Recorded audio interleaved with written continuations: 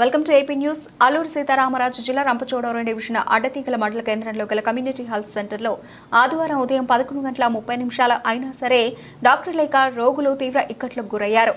అన్నీ ఉండి అల్లూరు నోట్లో శని అనే చందంగా మారింది తమ పరిస్థితి అని గిరిజనులు వాపోతున్నారు. అన్ని మారుతున్నా తమ తలరాతలు మాత్రం మారడం లేదని మరికొందరు ఆవేదన చెందుతున్నారు.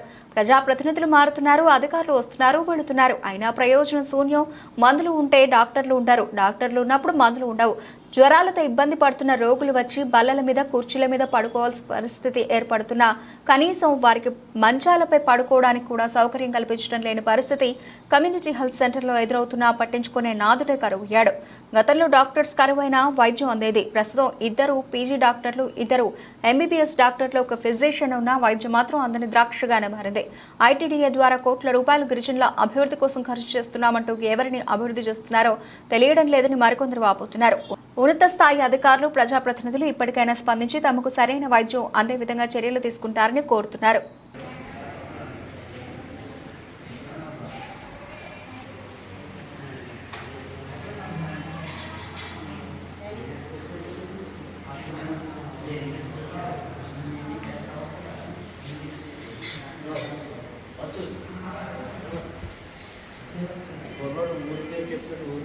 చెప్పాడు 9 గంటలకు వచ్చాడు, బ్లడ్ టెస్ట్ చేయించుకున్నాడు. ఇప్పుడు వరకు ఉండవు ఎక్కడం.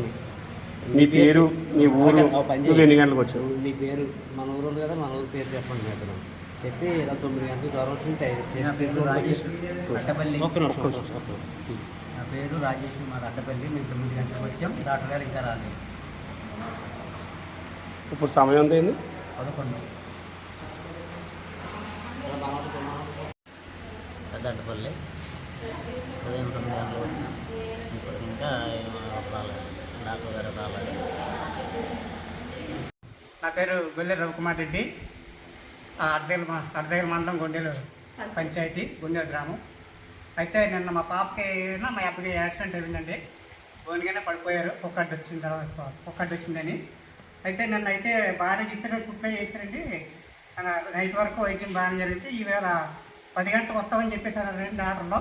నర్సు గారికి అడిగితే ఇప్పటి వరకు ఎవరు రాలేదు సార్.